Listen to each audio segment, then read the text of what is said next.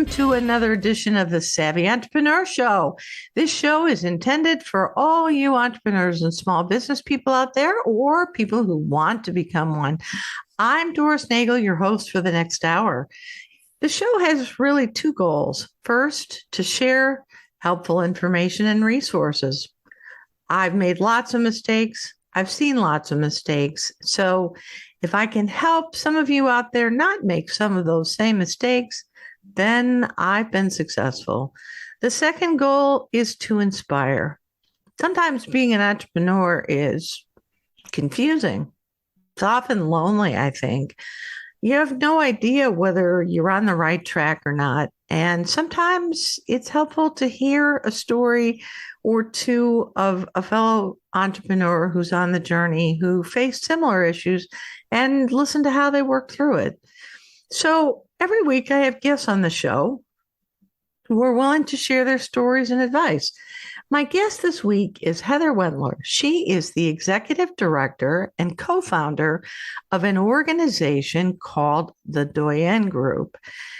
Now, you're going to hear more about that in a minute, but the Doyenne Group is a group of women entrepreneurs helping other women entrepreneurs, I think is the simplest way to say it. So, Heather, thanks so much for being with me on the show this week. Welcome to the Savvy Entrepreneur Show. Thank you so much for having me. Well, I'm delighted you are here. You know, I came to you, I found you because several of my past guests on the show either are or have been members of the Doyenne Group or have been affiliated with it in some ways, and they all sing its praises. So talk a little bit about the Doyenne Group. What is it exactly? Yeah, well, thank you for that great introduction. It's always great to hear that our entrepreneurs that we're working with speak highly of us. So Doyenne founded about 10 and a half years ago in 2012. I met my co-founder, Amy Gannon, at an event here in Madison, Wisconsin called Startup Weekend. And it was really about starting a new venture. And Amy was one of the organizers, and my husband was actually one of the organizers as well. So I just kind of came to hang out, meet some other entrepreneurs. And we noticed this huge discrepancy in the event attendance, where there was 130 participants and only 10 were women. And Oh Amy and I, my. yeah, and that was including, us organizers. Oh wow. So trying to figure out why is this happening? And it can't just be happening in our community, but given, our time and talents, because we both had full-time jobs and careers. Amy was also a mom, and we were both wives, partners, lots of things. Is like, how can we start making a difference and an impact? And that's really where Doyenne started is how can we just create change within our local community from a grassroots effort.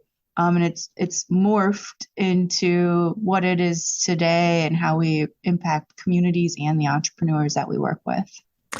Well, so how did you get started? I mean, what were the baby steps you took to get launched? Yeah. So, I will say that Amy and I we used to joke that we dated for about 6 months before we felt comfortable actually launching the venture. We wanted to find out, can we work together? What are both of us looking for out of starting the venture? And also, what are our goals within working through this venture? And we always had margarita time. That became like a long-standing joke within the organization of like, Heather and Amy need a margarita time. And those were times where we could connect and come back together as co-founders and strategize and bond. Even if there was no margaritas in hand, we would still call it margarita time. But then after that 6 months, we started thinking about, okay, let's actually do this. And there's a festival here in Madison every August called Forward Fest.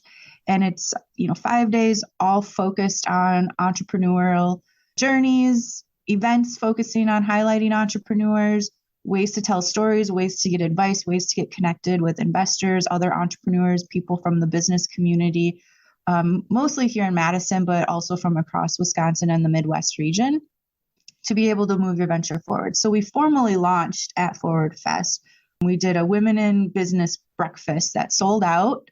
And at the event, it was really, we used it as like an R&D. So we asked women, what are you seeing in our community? If you woke up 1 year from now, 5 years from now, what would you want the community to look like? And how would you be supported from that community? And that was really the validation, and it was overwhelming. And we were like, holy cow, this is actually way bigger than we thought it was. Yeah. But, like starting to say, okay, how can we start tackling some of these things that the women identified and moving it forward? There's so many different possibilities. You could do online courses or online events or breakfasts or mentoring groups or pitch competition. I mean, there's kind of an endless list of things that could be done. How did you sort through all that and decide which kinds of things would be the most impactful to start out with? Yeah, I mean, I think that we've done a lot of trial and error over the years of let's try new ideas and see how the community responds. And that's also, it's got to ebb and flow as well. So 1 year, it might be people really are looking for that cohort type experience. And then, the next year, it might be they want all online learning for a variety of reasons. So trying to meet those needs of the community really come back to us really focusing on what can we do and how can we do it really well, but also not cast such a wide net that we can't do anything well. Right. So that's where it goes back to how do we leverage the other entities or organizations within our community that are also doing similar work and have those partnerships and that ongoing communication, knowing what each other is doing so we can say, this is our secret sauce. This is what we do really great within Doyenne. And if what you're looking for might not be what we're able to do, so let me refer you to these other groups. Let me refer you to these other organizations. Or, let me work with those organizations to say, here's what I'm hearing from people who are coming to Doyenne, saying what they're looking for to help you level up your offerings as well so that it's meeting the needs of the community even more so. You hit on a point that I think I've become more and more convinced of as I've hosted this radio show now for a little over 3 years, is that there are a few gaps, but a lot of it is finding the resources that are all the great resources that are out there. How did you start the process of connecting the dots and reaching out to different organizations to find out where all these bits and pieces resided? Mm-hmm. I would say that I have at least one person every couple of months come to me saying, I want to map the ecosystem. I want to map the entrepreneurial ecosystem. And I'm like, go for it because we need it. But also it's a full-time job because it's changing all the time. And then, the question I always have back is well, what do you consider part of the ecosystem? Do you consider someone who's just doing a one and done event part of the ecosystem versus someone who is like Doyenne doing, full on programming and offerings year round? What is that? Right. Right. As to how does it create impact? And that's where it's kind of oh, wow, this is, it's hard. Well, right. And it kind of depends on where you are in the journey too. Right. I mean, if you're just starting out, maybe a SCORE mentor would be a good resource. But, if you're ready to do a pitch competition or thinking about pitching to venture capitalists, that's probably not the best fit for people at that point in their journey. And that's where it really comes down to, again, having these relationships and partnerships. So when someone comes to me saying exactly that, I don't really need my business model mapped out, so I'm not a prime fit for this organization. What I really need is to develop my pitch to investors because I can't go anywhere until I get my investor dollars. Then I can say, okay, I know who you should go and talk to. Here's how their program works. If it's competitive, how are ways that we can support to get you a more competitive advantage to hopefully get you into the program? But also, sometimes it is still let's take a step back. Do you have all these pieces in place before you take that step? And some of Yeah. it, I hear sometimes of like, oh, you're trying to hold me back. From my opinion, I'm always like, I don't feel like I'm trying to hold you back. I'm trying to make sure you can get the yes instead of Right. feeling burnt out even faster. Because like, well, everybody's just saying no to me Right. and not understanding why you're hearing the no's, because that's something you don't really get a whole lot of when you go and do pitch competitions or speaking to investors. You just no, pass. Right. And the question is why? And if Right. somebody can help you understand from experience what those triggers are likely to be that cause you to be kicked out early on, Yeah. might be helpful. Yep. When you come to Doyenne, it's usually here's how we can help, but also here are other people that can help you as well. Because it does take every single venture, it takes a community. It takes Yeah. more than just that founder or founding team or employees. It takes all of us helping support those entrepreneurs to lift them up and make sure their ventures are successful. And I also having totally those agree. conversations, those hard conversations. Yeah. And some organizations are much more about, hey, I'll take your money or your time and try to pump you up. Others are a little more blunt about their feedback. And actually, I personally think and have found it, those people who are willing to bite the bullet and say the unpopular thing, perhaps, that just says, look, you really got to do X and Y. Honestly, think about that. Those are the most helpful people. At least they were and have been for me. Yeah. And it's hard as the entrepreneur who is every single day in it. No one wants to hear go do more work before you're ready to do what you're trying to do. But I really look at working with the entrepreneurs, it's a relationship and it's a trust. And you have to build that relationship and you have to build that trust before you can say those things, because you want Right. to be able to come from a stance of, I can empathize how I'm adding more to your plate instead of taking something away, Right. but trying to explain and show them how if you go and do this work, it's setting you up for future success that maybe you wouldn't be able to achieve if we just jump the gate right now with what you're trying to do. It's one of those intangible qualities that, in my experience, may separate the really good and successful entrepreneurs from the ones who never quite get the traction they're looking for. If you ask for advice, you're going to get lots of advice. Yeah. And if you listen to all of it, you'll spend all of your time trying to redo everything all the time. Yeah. And that's not sustainable. And there's other entrepreneurs, and I've worked with a couple of clients who are like this, and they were no fun. They're paying you money and you tell them things that they need to do and think about, and they just don't want to hear it. Right. Just don't. It's like water on a duck.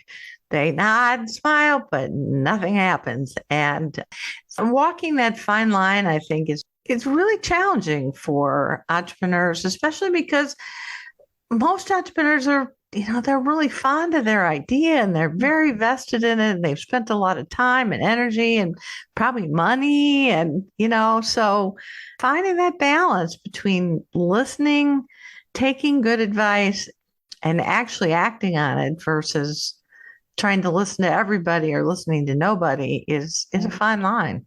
And I tell all of our entrepreneurs when they work with me, when they work with any of our coaches or mentors, the feedback you're going to get, remember that it's that person you're talking to's advice based on the context that they have at the moment.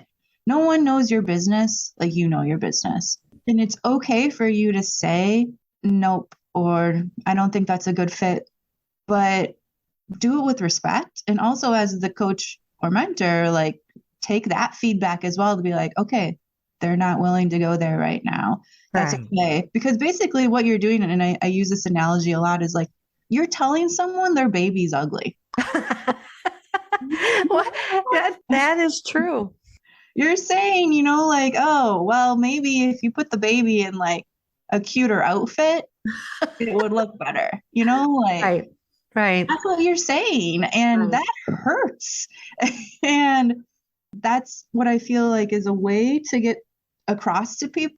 Even if you think you're coming from the most approachable and helpful to that entrepreneur. No one wants to hear go do more or go do better or change these things and then you'll be. Right. So yeah, that's a hard one on both sides to work through. But again, it just goes back to trust and relationship building. Yeah. I had one guest who told me, when she got a piece of advice, she didn't really act on it right away. But if she started to hear two, three different people saying kind of the same thing, she basically said, that's my cue. I need to stop and really look in the mirror and think about this because there's probably something going on here that I need to think through and maybe do a little differently. I think that's great advice. I mean, I tell that to my entrepreneurs, especially when we're doing pitch practice, as you're getting questions and feedback at the end of your pitch, are they asking the questions you wanted them to ask? So is your pitch leading them down a path and you're trying to get them to see the same vision that you're painting? Yeah. Or if you're hearing the same questions, again, yeah, exactly what you said. Is this a product or offering I should really be considering? Or this is what my target market is telling me to do. Why am I not doing it? What do I have to change? How did you come up with the name Doyenne? Oh, it's a funny story. Amy and I were actually, going back and forth about what we wanted to call the group. And as much as, the organization's all about supporting women and historically marginalized genders, we didn't want it to sound too girly or too feminine. People were like, oh, you should call it Flourish. And they had all these like flowery type things. And we were both just like, no, and no pink either. Like we didn't identify as the pink and flowery girls. We were like, we are strong, independent, audacious women. I don't want to even be considered a girl. I'm a woman. And there's a lot that comes with that. So I was actually on like dictionary.com because I was looking up, is using the thesaurus feature for what are other words for feminism or flowers that felt more, I can hold myself and stand up tall. And Doyenne was the word of the day. So when you went to the website, it would show word of the day. And I was like, oh my God, I think this is it. And Yeah, I great. remember, taking a picture, taking a screenshot of it and texting it over to Amy going, I think I found our name. What do you think? I'm watching the chat bubbles appear and disappear. And I'm like, is she going to not like it? And then like, it was just a resounding all caps. Yes, I love it. This is us. This is a name we can get behind. And so it was that moment that we were like, all right, this is us. This is our brand.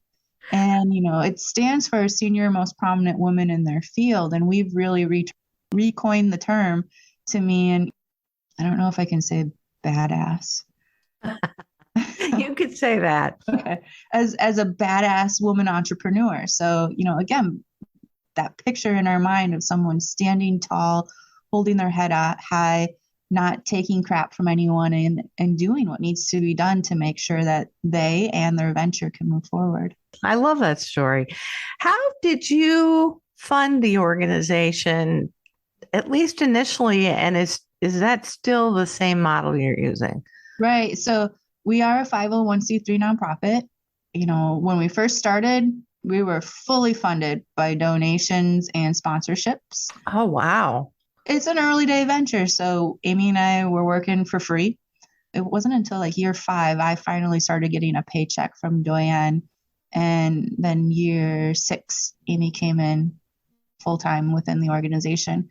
So as a nonprofit, we get a lot of questions around like, why should we have to pay for your programming when you're a nonprofit? Well, little known secret, you can still have revenue streams even as a nonprofit.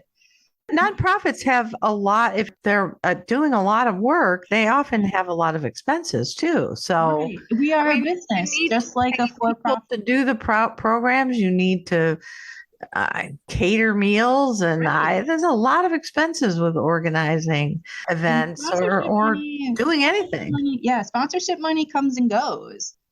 When you first start, you are the flashy, hot thing on the scene. 3 years later, not so much. So, building revenue streams off of just a sponsorship platform does not work. Really? I'm surprised at that. Our funding really, I mean, we still get sponsorships, we still get grants, and we still get individual donors, but it's equal to people paying for coming through programming and offerings that we have. Now, what that sponsorship and all those other, contributions from partners really does is it offsets what it would actually cost an entrepreneur if we were charging full market value for our programming. So that's where we're able to offer things at the lowest price point possible, so that we have always wanted price not to be a hindrance to be able to come through Doyenne's offerings. So that supports being able to do that. We do payment plans for anything that has a fee associated with it, but also just working with the entrepreneur as to, we want to make sure that you're able to get what you need, but also look at this as it's an investment in yourself and your company when you pay for our services and our experiences. It's not just a transactional relationship like at Target or somewhere else. I seem to recall that at one point you were supported through people buying annual memberships, but now it's more event fee based, or am I mixed up on that? You're correct. We used to have a membership model. We got rid of that this year in 2022. I'll be honest, I was never a big fan of the membership model. I thought it was very much pay to play. It became like, here's the bar for entry for the organization. And then we had to create all these different pricing models for, if you're a member, you get further discounts versus if you're not a member. And it just felt icky to me.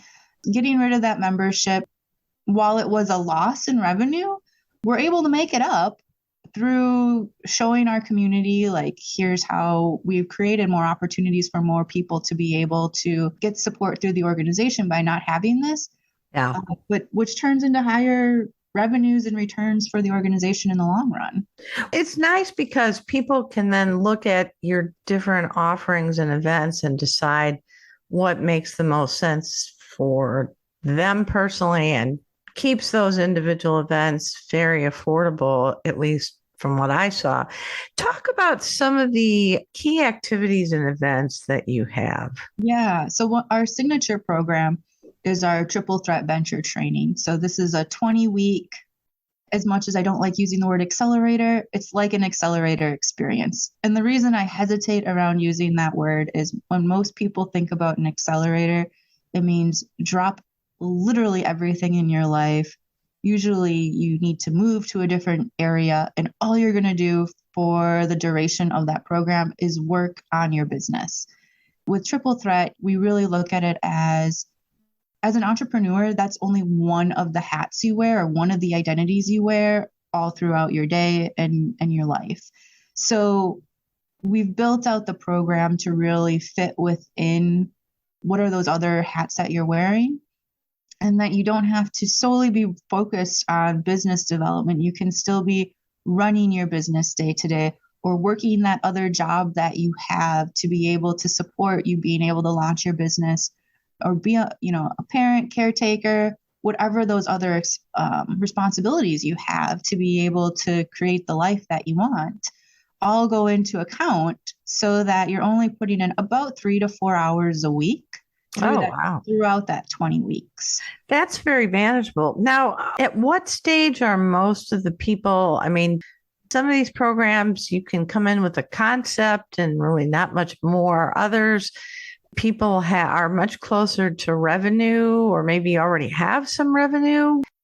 What is your program focused on? Yeah, so we're really focused on that early stage or emerging stage company. So you've gotten through the proof of concept. You've identified, what your MVP is, or what your first product or offering is, and you've started taking it to market. Usually the companies that I see that have the best experience overall when they come through Doyenne is, okay, I'm kind of starting to hit walls now with, how do I grow this? So maybe I've taken this product or service as far as I can, given my skills and knowledge base. I need others to come in now to help me take it to the next level. that's our sweet spot. That's where we can leverage our community, our access to resources, the way that we approach working with entrepreneurs to help them create a strategic plan for action steps to be measurable action steps to be able to move them into that next phase of growth and success.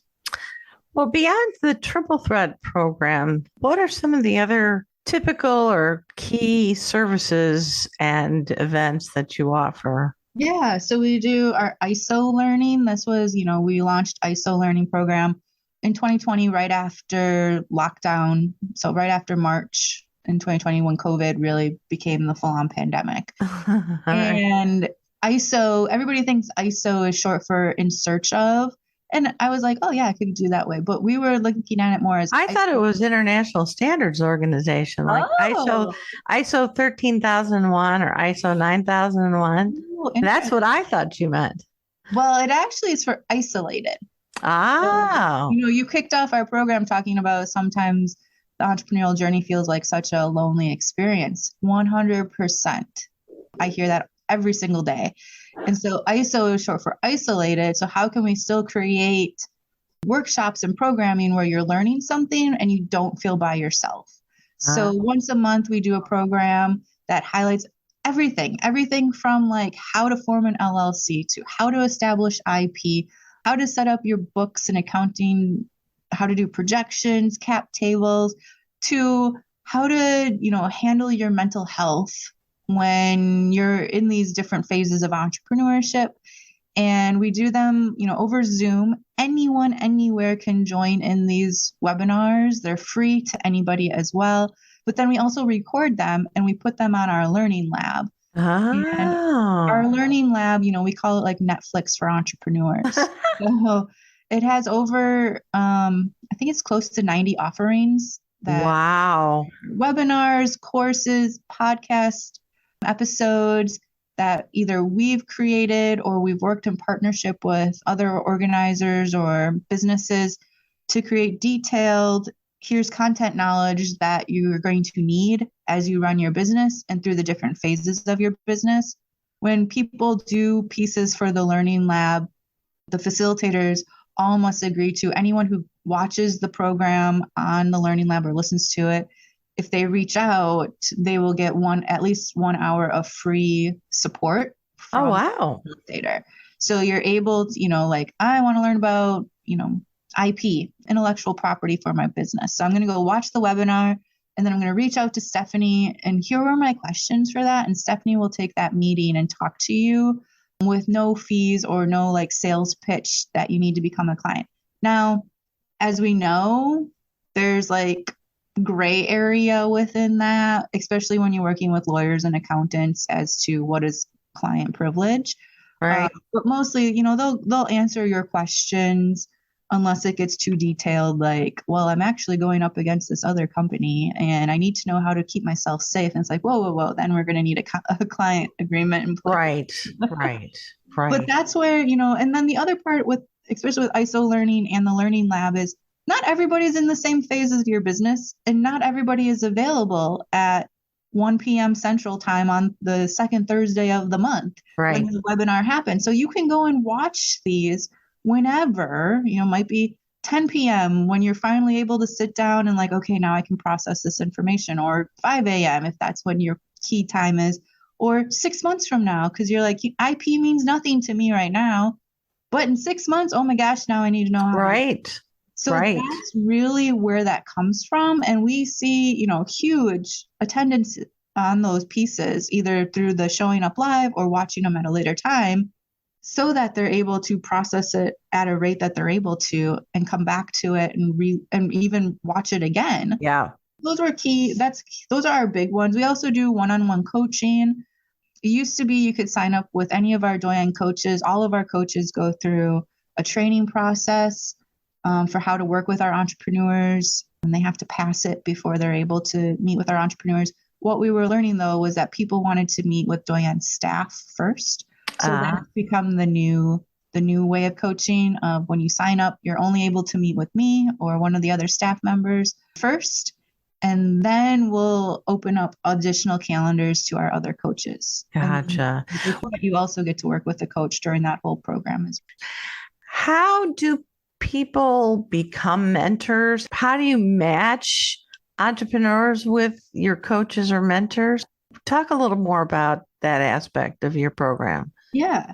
So we have on the website, there's a coach or mentor application, and anyone can fill that out. Our coaches and mentors, don't have to just identify as woman or female to be able to work with the entrepreneurs. So they fill out that form, and on that form, they, check boxes or write in what their areas of expertise are. And then when their application goes through the review process, I usually will schedule, a 15 to 20-minute phone chat with them or Zoom call to just get to know them a little bit more and understand, have they worked with entrepreneurs before? Because working with entrepreneurs is very different than working with, a typical corporate employee. A lot of times what I'll hear from the entrepreneurs is like, I've worked with a coach at a different organization. And when I said, how am I supposed to pay for these things, like build out of their product line or build out of their tech? And they've heard from coaches like, well, just move money in your budget. And the entrepreneur like, I don't have money in my budget. What's that? Right. And so that's the important part of having that initial conversation of like, do you understand what working with the entrepreneur is like? But then, as I mentioned before the break, all of our coaches go through a training. Our mentors, they have a virtual webinar. It's a condensed version of the training because the mentors are just like a pop in, talk, support, and then pop back out, where the coaches are more building a relationship. And also, there's a difference between a mentor and a coach. Mm-hmm. Okay. The mentor is like they're the cheerleader that comes in, gives you suggestions, and then pops back out and cheerleads from the sideline. The coach is someone that you're working with. You're having, conversations that are probably not typical. I would tell you this on a first time meeting you conversation. So maybe getting into more deeper information within the company and to try to figure out how does it all work and how do we create what comes next. So are your coaches compensated in any way, or they're all volunteers? They're all volunteer, and they know that going in. So a lot of our coaches, thankfully through their jobs that they have, they're able to have volunteer hours within the community. Great. And some of them actually get paid by their employer. So they have like work comp programs that if you go and volunteer. It's essentially a form of a sponsorship then. Exactly. Yeah. And we can use all of that in-kind time towards some of our sponsorships and grants that we've been awarded through various organizations. So all of our coaches at the end of the year, we send them a form with, can you calculate your hours at your hour, what would be your hourly rate? If you don't know your hourly rate, here's the going rate in Wisconsin, and sign this letter and send it back to us because we can submit all of those for in-kind sponsorship and donation to the organization. Yeah, for sure. You have seen a lot of entrepreneurs over the past, 10 plus years? Yep. What are some of the most common mistakes you see?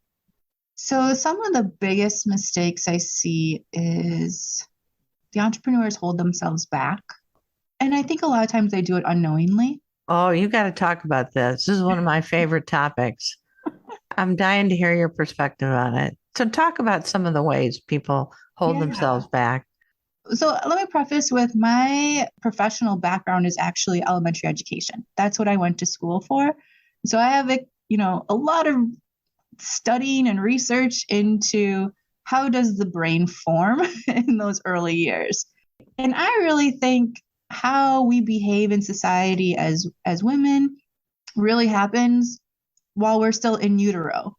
Even from what colors we're supposed to wear once we're born down to what are acceptable toys for us to play with. Those are all setting the stage as to what society thinks being a woman looks like. And anytime you push back, you're going to get labeled. I was just reading and actually I did a segment on my last show about the tall poppy syndrome. You need a nice field of poppies, and if a poppy gets too tall, it's time to cut it down to size. Mm-hmm. I have a poster up here in the office. It says, "In a field of roses, be a wildflower."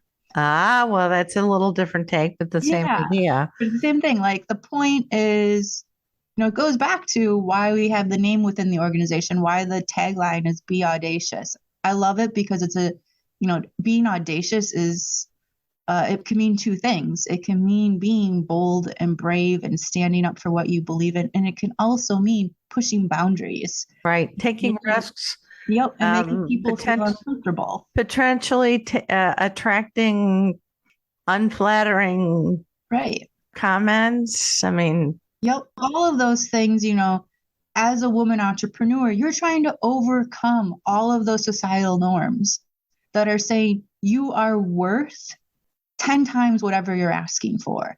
You deserve it. And you should be putting that ask out there. You're saying you are the best and you're the most competent person to be able to do this. And you have to exude that confidence. You have to do it in a space and command attention and control of the space that you're in and the work that you're doing, which is not what we're told and taught to do from when we're young. okay. So circling back to your original comment that entrepreneurs hold themselves back, how does that reflect itself in women as entrepreneurs or with their business? It's an identity shift. So unless you've been taught how to do those things, those are things you're trying to overcome, and that's where you hold yourself back. Even if you are the most confident woman that you still have self-doubts and you still have a voice probably inside of you that's saying, who do you think you are? So like you're holding yourself back because you're trying to overcome that voice in your head. Yep. That's saying, why you? Right. And so that's where I feel like that's how we hold ourselves back, because we start listening to that voice. And, back to, it's isolating. You feel by yourself. You don't have others telling you you're worth this.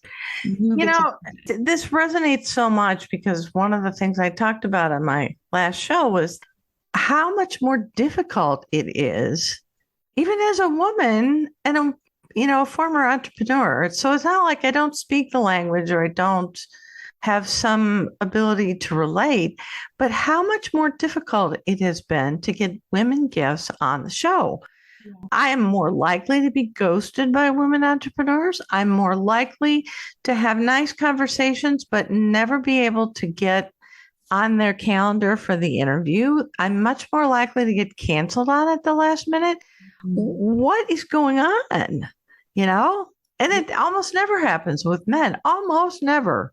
Oh no, their story is worth hearing. Well, right. It's just as important as our story. It's just important as every woman's story, no matter what. Right. So there's either something going on, either there's fear or apprehension about putting yourself out there, or a feeling you don't deserve it, or a feeling that self-promotion is not what you do, or that it's not important. I'm really a little baffled, to be honest with you, but I want to dig into it because I think therein is the heart of some of the issues that we women face as entrepreneurs. Yeah, I think that everything that you said are things that we all hear inside of our own heads about why me instead of, this person. And I don't think that the average male has those same thoughts. I think that, that some do. Don't get me wrong. I think that. Right. And I think some women have no problem saying, I deserve to. Right. Right. Just as anybody else. Right. But more likely than not. And, let's face it, the males that I'm reaching out to are, for the most part, are entrepreneurs. So they're not necessarily a typical slice of the male population or people in general. But I'm just been amazed at the number of entrepreneurs who are male who come on the show. And when you start digging down to what they've been doing, they don't have very much. But, they've puffed it up and made it into something big when they initially chat about it. It sounds amazing. And they're absolutely unabashed about selling it as, just the most amazing thing. And at the other end of the spectrum, there are these women who have phenomenal ideas, phenomenal, concept and have really thought things through. And they're like, yeah, well, I'm not really ready for prime time yet. It's quite interesting, I I mean, think. there's been numerous studies that have been done around, side by side job applications where one has a woman's name and one has a man's name, and how the man's will get the job faster, Yeah. will be taken faster than the woman's. Yep. And it's definitely goes to what is also like seen as certain ethnicities and racial names as well. There's Yep. been studies done around, investment where they'll have a male come in and deliver a pitch for a company, and a female will come in and deliver the exact same word for word pitch. And the man is more likely to receive the funding Yep. versus they'll have questions around, is she ready yet? And if Right. she goes and shows me, we talk a lot in Doyenne, we refer that a lot to like, are you checking the boxes? So Right. if there's a list of 10 things that need to be done before you're ready to go to market, what we typically see, and this comes across in this research too, is like if men can check 3, they're ready to go. Women are looking for, I have 7 or 8 8, of the probably. 10. Yeah. And when I have box number 9, then maybe I'll be ready Right. to go and Right. talk to people about it. Right. Right. And those are those gender biases that we're trying to overcome and trying to address. Yeah. So it's a Yeah. lot harder. I mean, this isn't going to be fixed in the next couple of years. It's going to take decades because it's going to take generational thought and also all of us taking steps and acknowledging that we're doing these things to make this change happen. Right. And the thing that I thought was interesting, but it absolutely resonated with my own personal experience, is that when I was doing research about the tall poppy syndrome, the people doing the cutting down were as likely to be women, other women, as men. And I think there are so many ways. I don't want to get way off into the weeds of, psychology and gender stereotypes, but I think there are a lot of ways we women don't fully support each other that we may not be completely aware of, too. Yeah, when we first started Doyenne, we're starting to seek mentors and coaches. We were reaching out to people, and we were mostly asking women. A lot of women were like, yes, I want to be able to help because I don't want people to have to face the same challenges I did. And we got a number of people that also came back with, I figured out how to do it on my own, and I figured out what type of person I had to be to make it happen. Why can't they do it themselves? Ooh. And it's kind of, if we go back to using the corporate ladder analogy of only, we're all climbing that ladder no matter Right. what position we are in. Two men Looking at enter, it, one man leave kind of thing. right. But it's also looking at it as, our ladder isn't, we don't have to just think of it as only one person can climb it at the time. There might be, a Yep. rung might be big enough to have 2 or 3 people on the same step. Yeah. It doesn't have to be a zero-sum game all the time. Right. Yeah. Because of the pandemic, I know more of your events have become virtual. I'm curious about a couple things. Is it more difficult to feel like part of the community when you're just there for an event or two, as opposed to raising your hand and saying, I'm a full-fledged member? I don't think so. When I look at our impact numbers for this year, they're right on par to where they have been in past years when we had membership, if not higher, because of that, again, like I mentioned, as to why we got rid of membership, not having that pay to play type model. Yeah. So people feel like I don't have to put up this upfront expense to then be able to have these other opportunities. I look at all of our programming and offerings as very circular. So they all feed into each other. And no matter where you're coming in, there's other ways to keep continuing through that circle. There's also, like, we used to have a roadmap. It was the funniest graphic we ever had. But, like, we had on ramps and off ramps for how you come in and come out of Doyenne. And it was also built for if you're not an entrepreneur, how do you on ramp and off ramp? And there's still those pieces. There's still, like, anyone can get on the cycle or the circle of ways to support. And so that's where it's like, you might come to Doyenne through an ISO learning and find, hey, you know what? I have a lot of knowledge. I want to lead an ISO learning. Or You might come in through, triple threat and be like, okay, this was a great first step. The learning teams is my next step to keep that community going of other women entrepreneurs to support me going forward. So that's where, whatever way you come into Doyenne, there's still ways to keep going. But then we also know that you're going to plateau out of Doyenne. And that's where you can become a coach or a mentor. But also, we want to make sure you have the next level of resources to move to, which goes back again to that community, touch point on how do we work across not just the Wisconsin ecosystem, but the Midwest and national ecosystem to be like, here's where ventures like yours usually go next. Yeah. Well, that's the other piece that occurred to me. Initially, you were really very focused on maybe Dane County and Madison or greater Wisconsin, but to the extent that you have a virtual library and virtual events, you could attract people who hear about you from all over the place. So is Doyenne still focused on Wisconsin, or do you see it becoming kind of more regional or even national or global? Yeah. So in 2018, we had revamped the strategy again, and we were starting to build out Doyenne chapters. So what does a Doyenne chapter city look like? And so in 2019, we piloted Doyenne Milwaukee.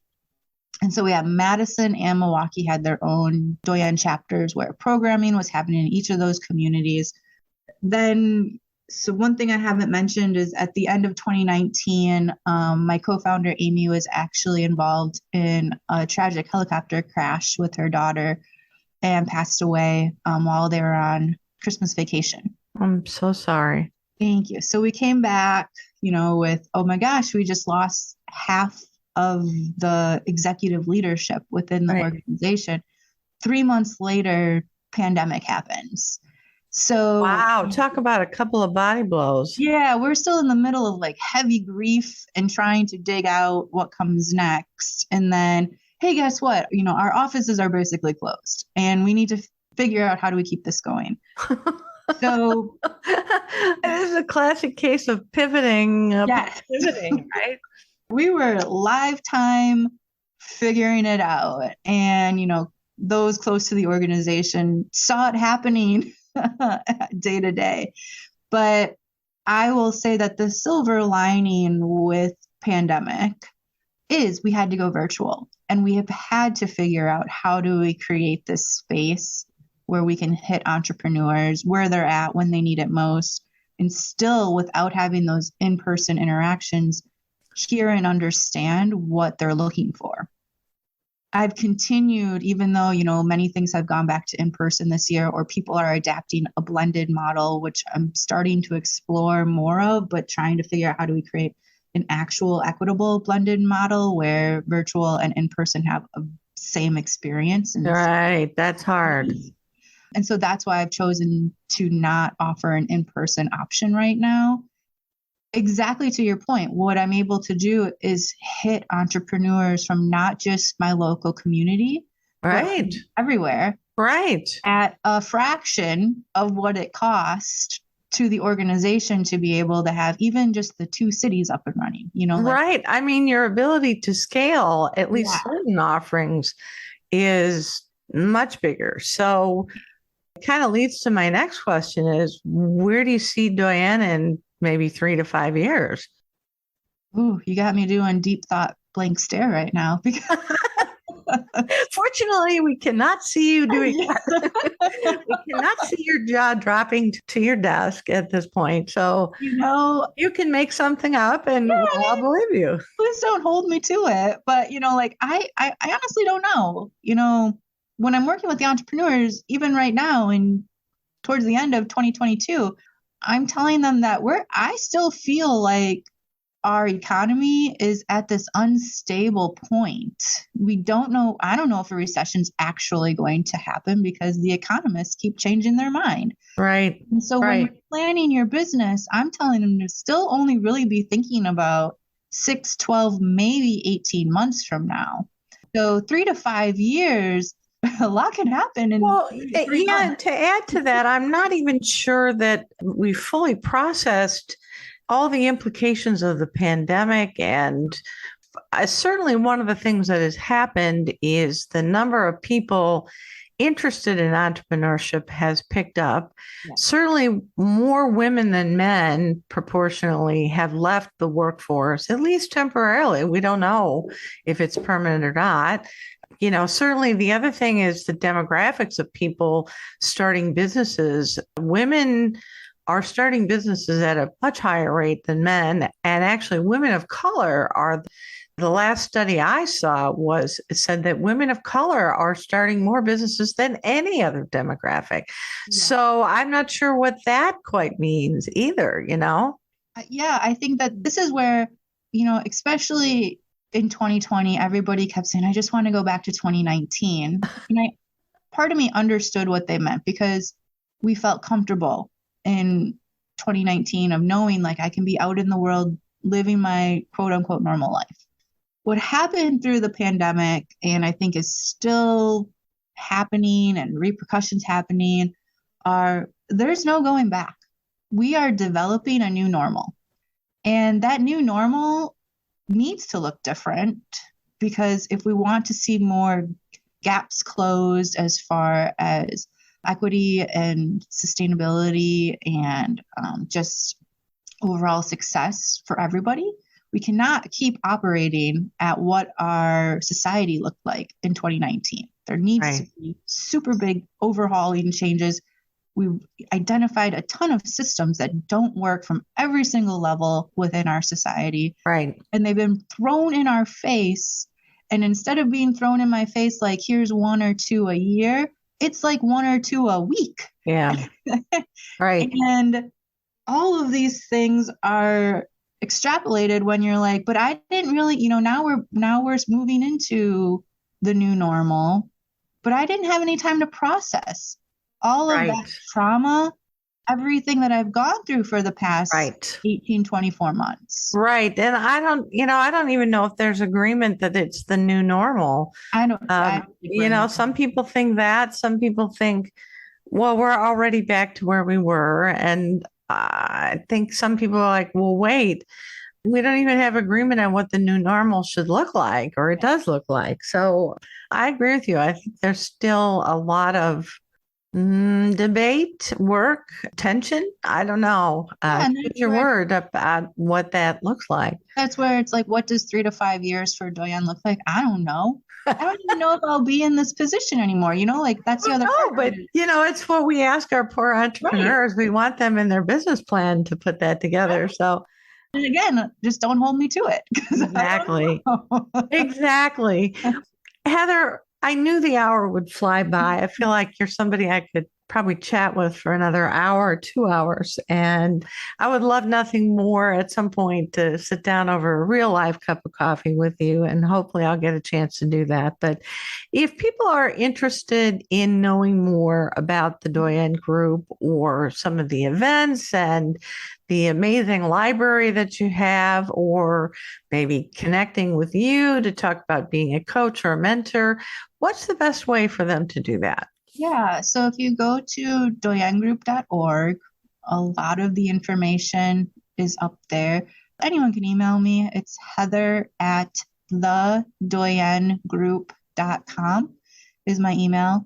Send me an email. Let me know what you'd like to learn more about. We do an info session once a month on the third Wednesday of every month at noon Central Time. Anyone can register for. Again, it's free. Come learn about all of our offerings, how to get more involved, ask your questions. If you can't come at that time, we also do record it, and it is on the Learning Lab, and anyone can access that. We're on Facebook. We don't really post on Twitter anymore, but we do have a Twitter account, Instagram, and LinkedIn. @Doyenne Group is our username.